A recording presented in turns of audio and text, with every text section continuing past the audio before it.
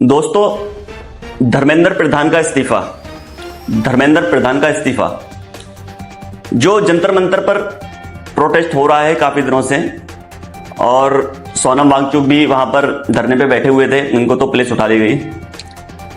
मुझे एक बात समझ नहीं आ रहा है कि अगर धर्मेंद्र प्रधान ने इस्तीफा दे भी दिया और अगला व्यक्ति जो भी बनता है शिक्षा मंत्री भारत का, क्या गारंटी है कि उसके कार्यकाल में पेपर लीक नहीं होंगे?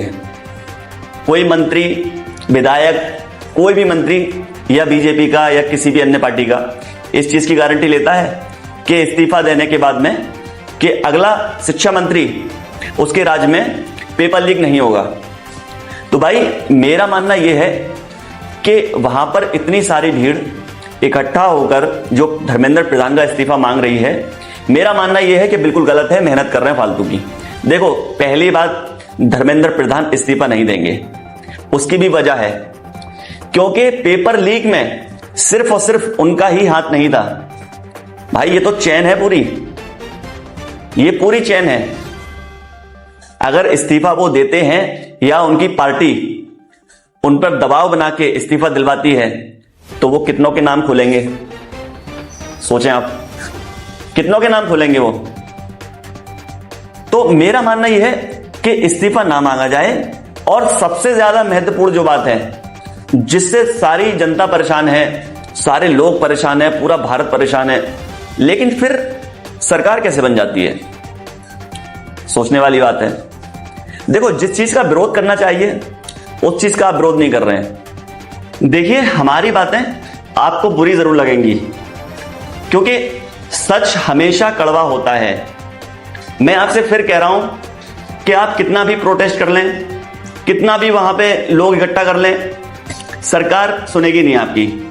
उसकी वजह यह है क्योंकि सरकार को आपके वोट की जरूरत नहीं है। जहां सरकार को वोट की जरूरत होती है वहां सुनवाई होती है, क्योंकि वो सोचेगी हमारा वोट ना कट जाए। सरकार को आपके वोट की जरूरत नहीं है। आप सब मिलके, पूरा भारत मिलके विपक्ष को वोट डाल देना, तो भी सरकार विपक्ष नहीं बना सकता। और जो मेन मुद्दा है उस पर कोई विपक्ष बात नहीं करता। जो मेन कमी है सरकार की उस पर कोई बात नहीं करता, वो है ईवीएम। आप कितना भी विरोध कर लेना किसी भी चीज का, चाहे पूरी जनता अपोजिशन की तरफ क्यों ना हो जाए, सब लोग राहुल गांधी को या अखिलेश यादव को या किसी भी पार्टी को वोट क्यों ना डाल लें, पूरी जनता मिलके, फिर भी आप बीजेपी को नहीं हरा सकते। उसकी वजह है ईवीएम। ईवीएम का कोई भी बंदा विरोध नहीं करता है भाई। ईवीएम हटेगी तभी आप जीत सकते हैं, वरना ये मेरी बात रिकॉर्ड करके रख लेना, आप कभी नहीं जीत सकते। कितनी भी मेहनत क्यों ना कर लें, कितनी भी मेहनत क्यों ना कर लें, आप जीत नहीं सकते जब तक ईवीएम को नहीं हटाएंगे आप। जब इसका आप मुद्दा उठाए ना, आप इतना विरोध कर रहे हैं इस चीज का, धर्मेंद्र प्रधान के इस्तीफे की बात कर रहे हैं इतने दिन से, और फिर भी कोई सुनवाई नहीं हो रही। आप इतनी मेहनत उसमें कर रहे हैं, आप मेन चीज पे मेहनत करें, जड़ पर मेहनत करें। तो मेरा मानना यह है कि इस्तीफे पर बात ना करके अगर ईवीएम का मुद्दा उठाया जाए तभी कुछ हो सकता है, वरना कुछ नहीं हो सकता। जैसा चल रहा है वैसा ही चलता रहेगा। अब बात करें धर्मेंद्र प्रधान की। धर्मेंद्र प्रधान शिक्षा मंत्री हैं, भारत के शिक्षा मंत्री हैं, लेकिन उनकी खुद की बेटी अमेरिका पढ़ती है। उनकी बेटी का नाम उस लिस्ट में भी आया है, master of law in international law. कहां से पढ़ी है ये? अमेरिका से। और कौन सी यूनिवर्सिटी से? ये भी मैं आपको बता दूं, टफ्ट्स यूनिवर्सिटी से। और वहां के, जब मैं एक बात सोचता हूं, वहां पे जब उनके यार दोस्त जब पूछते होंगे कि आपके पापा क्या करते हैं, तो उनकी बेटी बताती होंगी कि हमारे पापा शिक्षा मंत्री हैं भारत के। तो बड़ी हंसी आती होगी यार, वो लोग कितना हंसते होंगे यार कि इनके पापा शिक्षा मंत्री हैं और ये अमेरिका में पढ़ रही हैं। उधर जस्टिस ऑफ सूर्यकांत ने एक बड़ी टिप्पणी करते हुए कहा है, हमारा समय बर्बाद ना करें, हमारा समय बहुत कीमती है। जबकि वकीलों ने यह भी कहा कि पुलिस ने जो छात्रों के साथ ज्यादती की है उसके वीडियो भी हमारे पास मौजूद हैं। अगर आप चाहें तो हम वीडियो भी दिखा सकते हैं। उन्होंने कहा हमारे पास वीडियो देखने का वक्त नहीं है, हमारा वक्त बर्बाद ना करें। तो क्या होगा इस देश का यार कोई जज सुनने के लिए राजी नहीं है। आप प्रोटेस्ट कर रहे हैं, आप पिट रहे हैं, और आपने ही वोट दिया है। हंसी इस बात पर आ रही है, आपने ही वोट दिया है, लेकिन खुशी इस बात की है कि आप समझ चुके हैं कि आपके लिए सही क्या है और गलत क्या है। लेकिन वो बात अलग है कि वक्त रहते सुधार आया जिंदगियों में और समझा कि सही क्या है और गलत क्या है।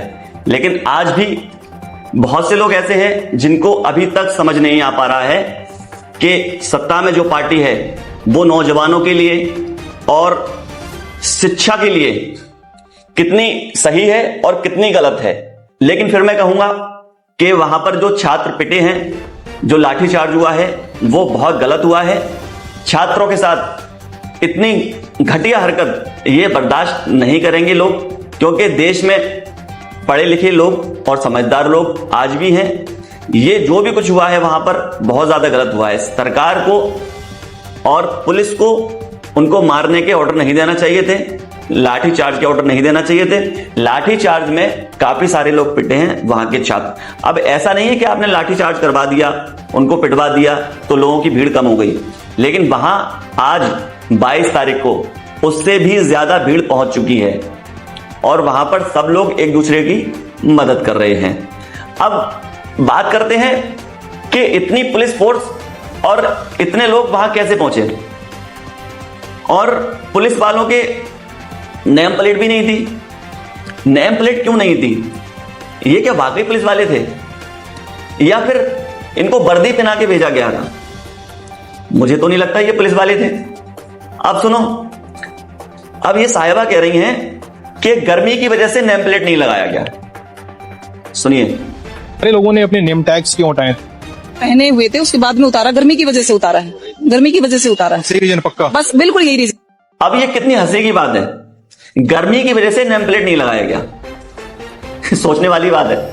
कम से कम बहाना ऐसा ढूंढा जाता है ताकि सामने वाले को शक ना हो। अब ये कौन सा बहाना है कि गर्मी की वजह से नेम प्लेट नहीं लगाया गया? अगर वीडियो अच्छी लगे तो वीडियो को लाइक करना एंड हमारी बातें जो भी सच लगे उस पर कमेंट करना। जय हिंद, जय भारत।